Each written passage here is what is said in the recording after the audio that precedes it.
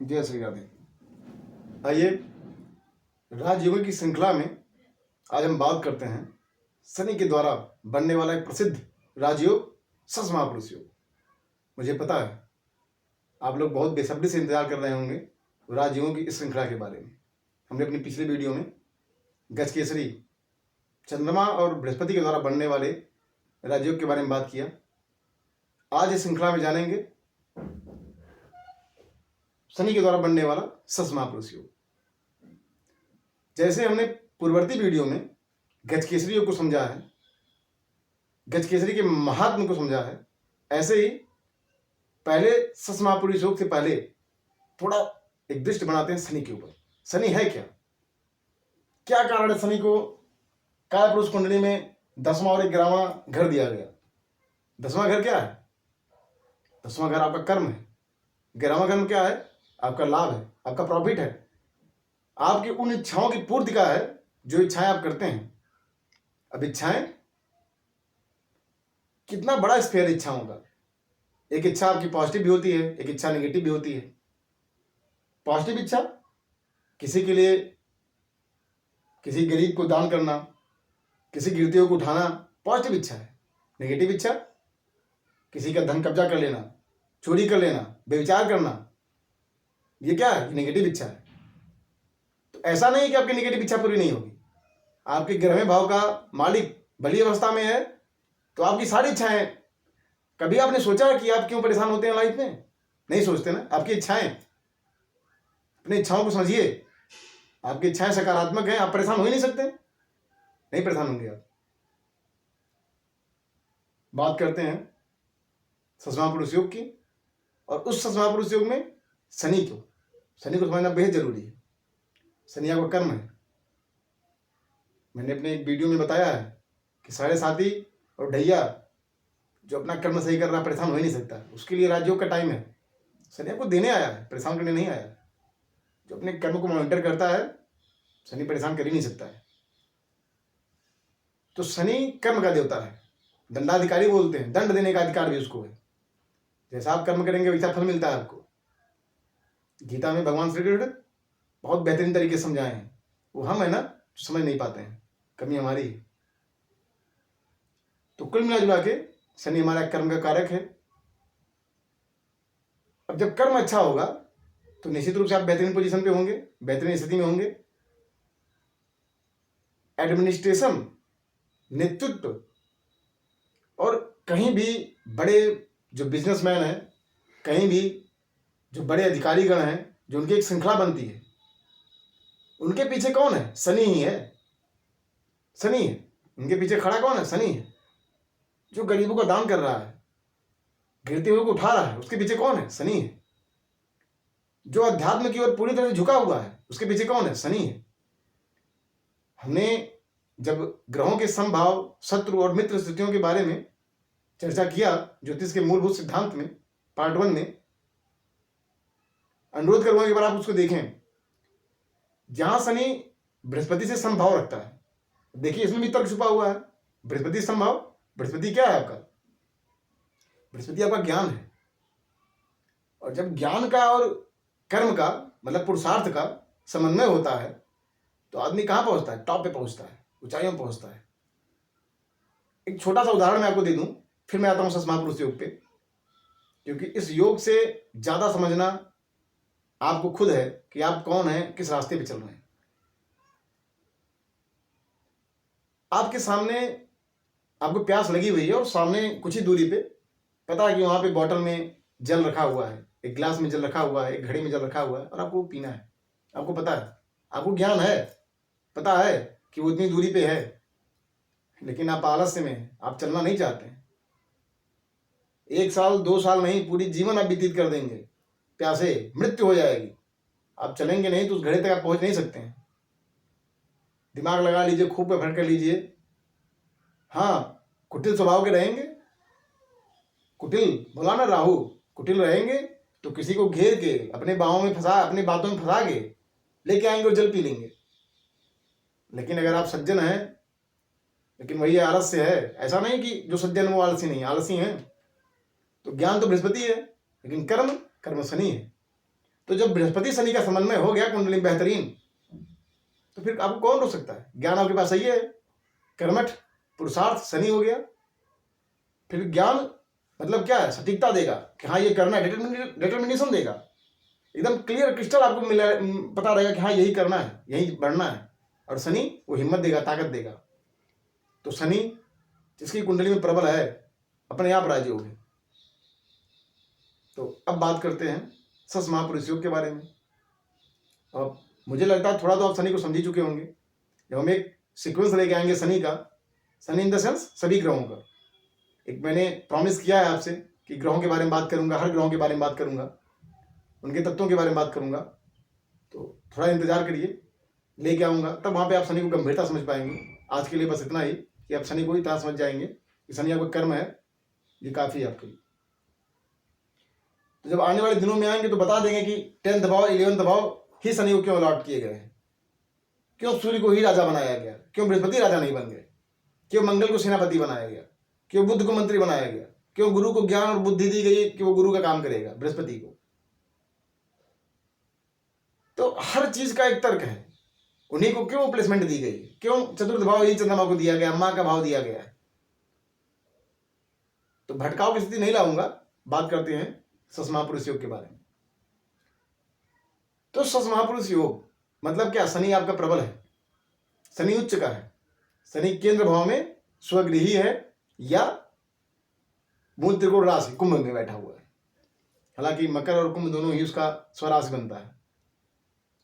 तो जब कुंडली में सस महापुरुष योग बनता है तो ये मान के चलिए कि आपके अंदर जबरदस्त नेतृत्व क्षमता है, जबरदस्त वो क्षमता है जिसकी वजह से आप भारत की एक बहुत प्रतिष्ठित सेवा बोली जाती है यूपीएससी, स्टेट सर्विसेज में बोली जाती है PCS, supreme court high court में जजेस का जो अपॉइंटमेंट होता है, जो डिस्ट्रिक्ट कोर्ट में जज बनते हैं, जो पीसीएस जे के थ्रू पहुंचते हैं, वो सब लोगों को भी निकालना है। अगर इस टाइप की जॉब में पहुंचना है तो शनि का प्रबल होना बहुत जरूरी है। तो शनि जिसका प्रबल है, ये मान के चलिए कि आप इस तरह की एक ग्रेड की सर्विसेज में पहुंच रहे हैं। जिनको भी बहुत ही बड़ा अपना नाम करना है, किस क्षेत्र में? नेतागिरी के क्षेत्र में, एमपी एमएलए, कुछ इस टाइप का दिमाग में रखें कि मुझे तो चुनाव लड़ना है। आप एक बार अपने शनि को देखिए, अगर आपका शनि अच्छा है तभी इस फील्ड में उतरिए, नहीं तो वही आप परेशान होंगे। शनि जिसका अच्छा है अपने आप उसके अंदर रहेगा कि हाँ वो गरीबों के लिए काम करना चाह रहा है, दबे कुचलों के लिए, वंचित वर्गों के लिए काम करना चाह रहा है। अगर आपके अंदर ये फीलिंग्स आ रही है, ये मान के चलिए कि शनि आपका बहुत अच्छा है, कुंडली देने की जरूरत नहीं है। मैंने बताया था ना अपना सेकंड वीडियो में, बार बार द्वितीय अपने सेकंड नंबर की वीडियो की बात करता हूं कि अपने कर्म से ग्रहों को पहचान लेंगे। अगर आपके अंदर इमोशंस जग रहे हैं उन दबे हुए लोगों के लिए, उन गरीब लोगों के लिए, उन वृद्ध लोगों के लिए, मान चलिए कि आपका शनि बहुत ही अच्छा है। तो जब भी शनि, अब बात कर लेंगे सस महापुरुष योग बनता कब है। जब भी शनि केंद्र में, केंद्र भाव फिर से जान लीजिए, हर वीडियो में बताता रहता हूं, एक तरह से आपके रट जाएगा कि केंद्र भाव 1 4 7 10 ये कालपुरुष कुंडली है। तो यहां पे एकदम दिख रहा है कि 1 4 7 10 यही है, कोई और लग्न रहेगा लेकिन तब भी यही स्थिति। ये घर प्रथम घर पर first house, 4th house, 7th house and 10th house, ये जो चारों घर है ये आपके केंद्र भाव है। अब इन चारों भावों में बहुत ही आसान समझना है, बहुत आसान समझ लीजिए आप। इन चारों भावों में शनि क्या हो? शनि या तो उच्च का हो, उच्च मतलब क्या? उच्च का हो। अब उच्च का कब होगा? जब ये तुला में होगा। तुला मतलब क्या? 7 नंबर। जब ये तुला में बैठा होगा तो शनि उच्च का होगा। पहली कंडीशन इसकी मतलब फुलफिल हो गई तो आपके अंदर ससमापुरुष, ऐसा नहीं कई कंडीशन फॉलो करना है, ये पहली कंडीशन है। इस कंडीशन में हो गया शनि उच्च का हो, लेकिन कहां पे हो? केंद्र भाव में। वेरी फर्स्ट कंडीशन क्या है कि शनि क्या है? शनि जो होना चाहिए वो सेंटर में होना चाहिए।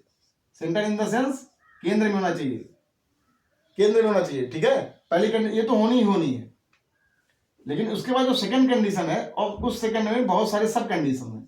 सब कंडीशन में पहले सब कंडीशन क्या है? शनि उच्च का हो, ठीक है। अब उच्च का मतलब क्या? तुला का 7 नंबर। सेकंड कंडीशन इसी में बी कंडीशन, शनि स्वगृही हो, स्वगृही मतलब क्या, या तो वो मकर का हो या वो कुंभ का हो।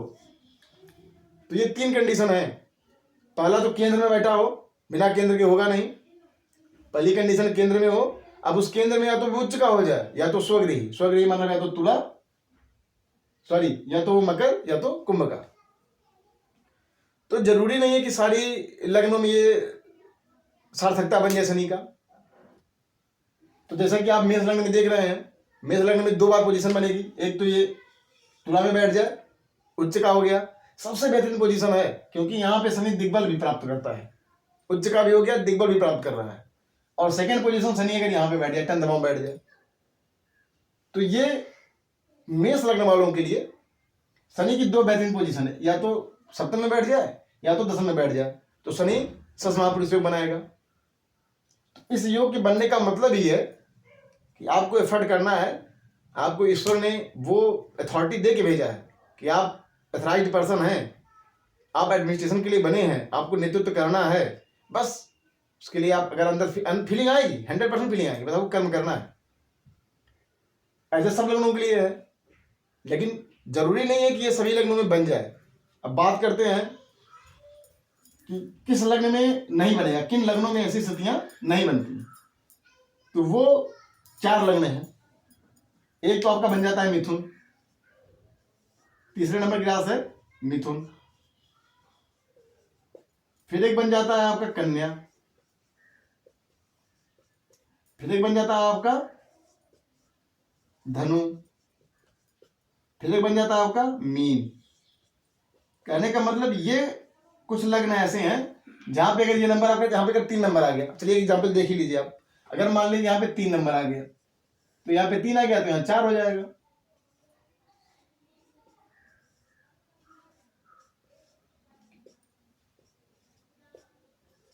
अब देखिए, अब यहाँ पे 3 आ गया तो 3 4 5 6 7 8 9 10 11 12 1 2।